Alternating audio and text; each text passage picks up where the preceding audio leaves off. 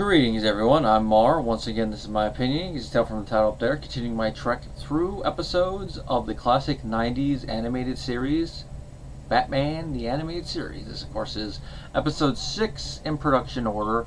This is The Underdwellers. It's from a teleplay by Jules Dennis and Richard Muller, directed by Tom Ruegger, and this is one of the episodes that was animated by Studio Junio.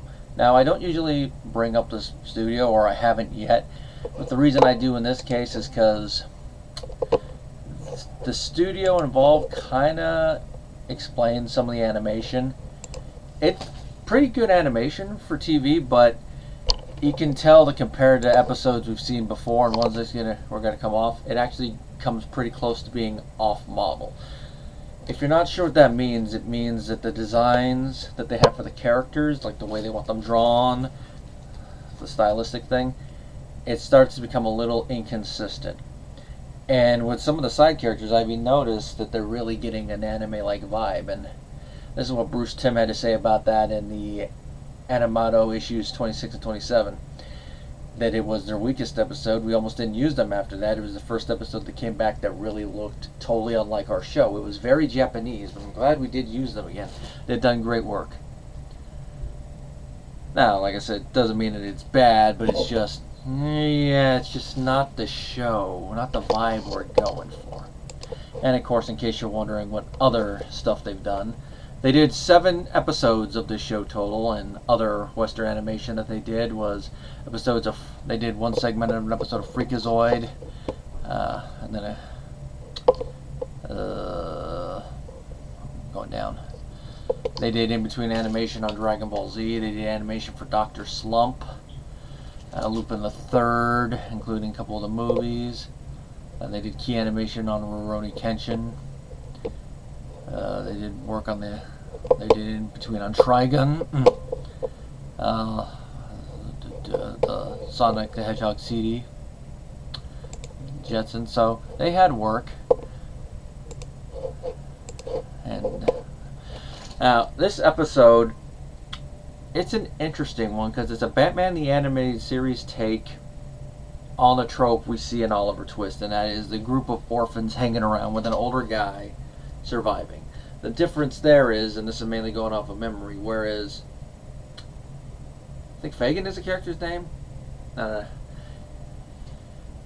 He can be abusive, but it's not to this level. This level, you want to see the guy get the shit beat out of him, put it bluntly. And that, of course, is the Sewer King, who in this episode, sorry, I don't got the guy's name up because of me going for the trivia. In this episode, the Sewer King, he is voiced by Michael Pataki, if I'm pronouncing that last name correctly, P-A-T-A-K-I, or Pataki, who passed away in 2010. And he's done a handful of work. I mean, he was Dr. Hoffman in Halloween 4.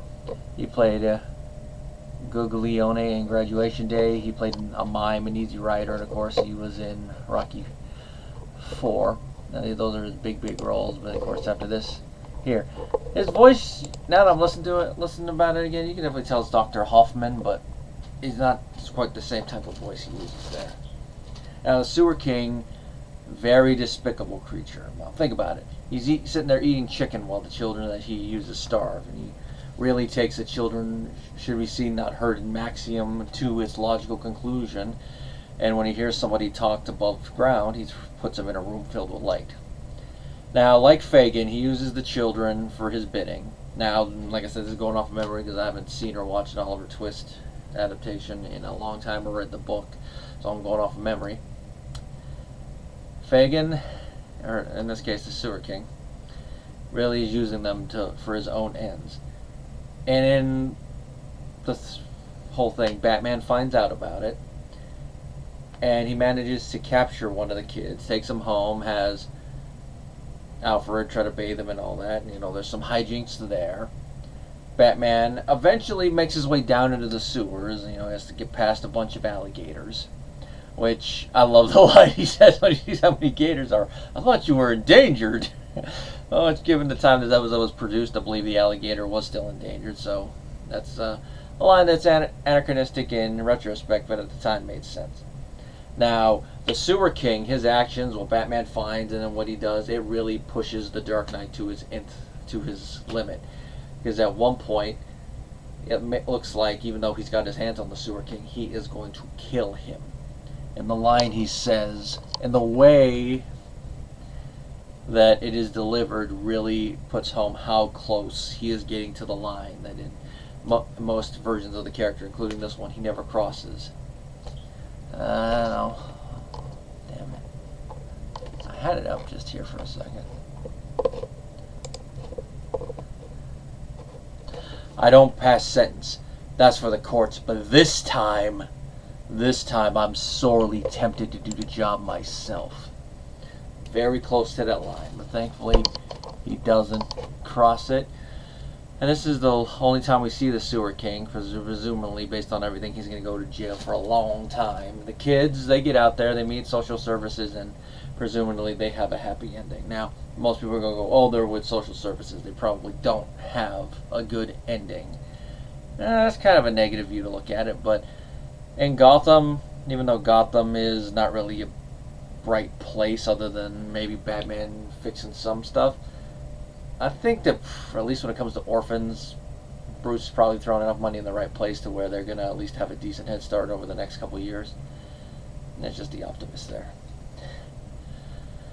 Now, to go with that, originally the kids were supposed to be victimized even more, but standards and practices wouldn't let them go that far. Standards and practices. I mean, I get it. You know, because it's one of those things like, yeah, we don't go that far. It's the whole think about the children. But as this man once said, know what I say? Fuck the children. Fuck them. In all seriousness, probably just the hinting at it that they did in the final episode probably is a little bit stronger than anything they could have shown without it going to the point where they'd have to either scrap the whole episode or it'd be a banned episode. And it's enough there. And really the only negative thing to say about it is that it's not the strongest episode. It is overshadowed by episodes that come down the line, or like at least one or two that have preceded it. You know, Sewer King is not the deepest villain. He is definitely one note, but the premise, I think, is what carries him through it. And the fact that it comes this early in the production cycle, I think, is also what saves it. Because like if this was a later in the show's life episode, probably wouldn't be looked at as favorably, but even then, it's still better than some of the weaker ones, from what I understand and from what I remember.